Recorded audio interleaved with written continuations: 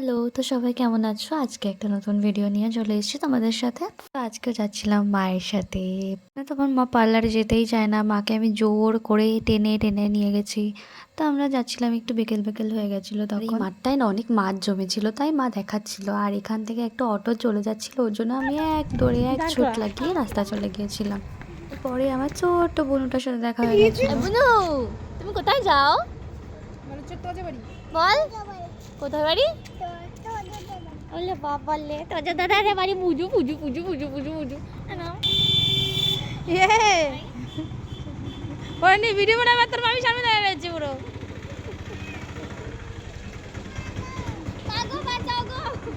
ছেড়ে দে ছেড়ে দে ছেড়ে দে ছেড়ে দে।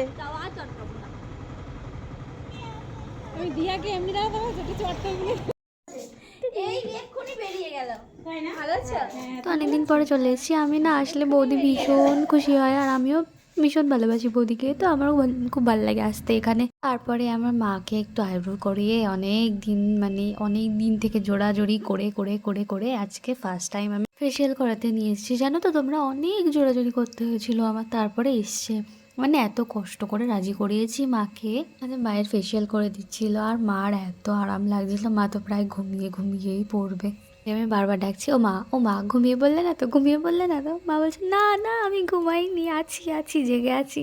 তারপরে মায়ের সাথে যখন এসছি, আমি ভাবলাম আমিও একটু কিছু করিয়ে নিই, মুখটা কেমন কালু কালু লাগছে। একটু ডিটেন করে দিল, যে একটুখানি কালু হয়েছিলাম ওইটুকুনি উঠিয়ে দিল।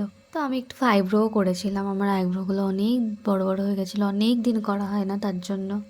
আমি তো বসে বসে বৌদির সাথে গল্প করছি, আর বৌদি করে দিচ্ছিল মুখে ম্যাসাজ। আর এখানে একটু মুখে স্টিম দিচ্ছিলাম, তো জানতাম না মুখে স্টিম দেয়।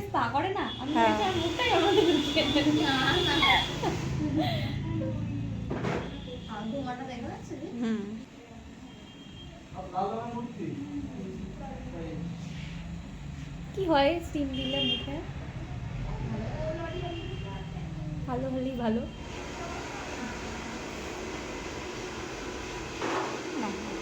লাগছে ভালো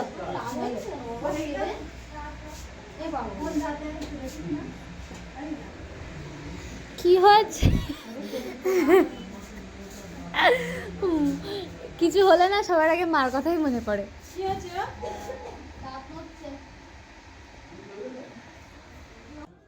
তো স্টিম দেওয়ার পরে আমাকে ডিটানের ওই একটা ক্রিম লাগিয়ে বসিয়ে রেখে দিয়েছে কতক্ষণ ধরে, জানো না। ওখান থেকে বলে যাচ্ছি কখন হবে কখন হবে কখন হবে কখন হবে, আর আমাকে বৌদি বলে যাচ্ছে একটু রাখতে হবে, এটা একটু রাখতে হবে। আমাকে যখন মুখে ম্যাসাজ করে দিচ্ছিল না, এত আরাম লাগছিল, আমারও ভীষণ ঘুম পেয়ে যাচ্ছিল। আমি কি বলবো, আমি যেন স্বর্গে চলে গেছি, এত আরাম লাগছিল। তারপরে ভালো করে ধুয়ে নিল, আর অনেক গল্প করছিলাম আমরা, জানো তো, অনেক ভয়েসও নিয়েছিলাম, কিন্তু কি হয়েছে জানো তো, গান চলছিল, তার জন্য আর নেওয়া হয়নি ওগুলো। মুছে দিয়ে আবার একটা কি লাগিয়ে দিল মুখে। আমি ভাবছি যে কখন হবে, এতগুলো জিনিস লাগিয়েছে। তারপর গিয়ে শেষমেশ হলো। আর এই দেখো আমাকে।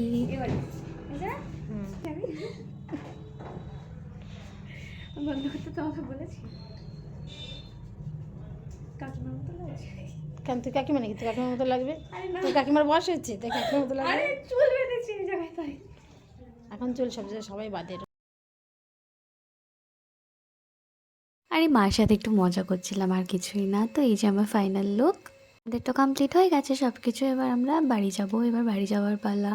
তো এখানে বৌদিকে টাটা দিচ্ছিলাম, আর আমাদের বারবার বলছিল আমাদের বাড়িতে চলো, আমাদের বাড়িতে চলো। তো তোমাদের ভিডিওটা কেমন লাগলো অবশ্যই আমাকে জানিও। আর সবাই অনেক অনেক ভালো থেকো, লাইক করে দিও, একটা একটা করে কমেন্ট করে দিও ভালো করে, সবাই সবার যদি ভালো লাগে। যারা দেখছো তাদের জন্য অনেক অনেক থ্যাংক ইউ। Bye bye.